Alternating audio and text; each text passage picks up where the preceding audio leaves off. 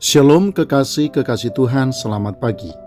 Firman Tuhan di dalam kitab Roma pasal 7 ayat 21 sampai ayat yang ke-26 berkata, "Demikianlah aku dapati hukum ini, jika aku menghendaki berbuat yang baik, yang jahat itu ada padaku. Sebab di dalam batinku aku suka akan hukum Allah, tetapi dalam anggota-anggota tubuhku aku melihat hukum yang lain berjuang melawan hukum akal budiku dan membuat aku menjadi tawanan hukum dosa yang ada di dalam anggota-anggota tubuhku. Aku manusia celaka, siapakah yang melepaskan aku dari tubuh maut ini? Syukur kepada Allah oleh Yesus Kristus Tuhan kita. Jadi dengan akal budiku aku melayani hukum Allah, tetapi dengan tubuh insaniku aku melayani hukum dosa." Kekasih-kekasih Tuhan, kita tentu tidak perlu mempertanyakan apalagi meragukan kualitas hidup rohani seorang Paulus sejak Tuhan menangkapnya dan menjadikannya rasul bagi bangsa-bangsa bukan Yahudi. Paulus sebagai Rasul Kristus sangat mengasihi Tuhan dan bahkan sangat mengasihi pekerjaannya.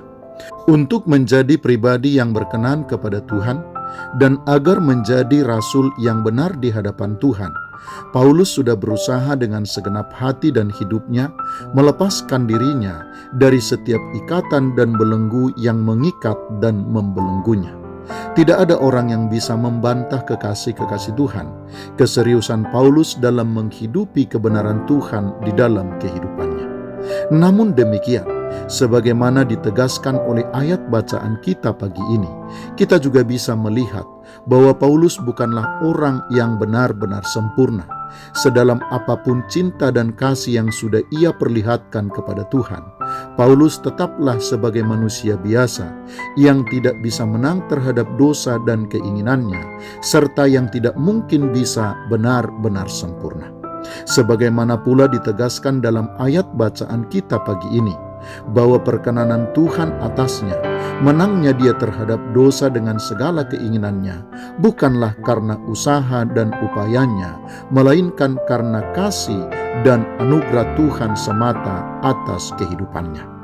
Karena itulah kekasih-kekasih Tuhan, lewat penuturan Paulus melalui ayat bacaan kita pagi ini, Tuhan juga sedang mengingatkan kita untuk mengakui dan menghargai kasih karunia dan anugerahnya yang sempurna.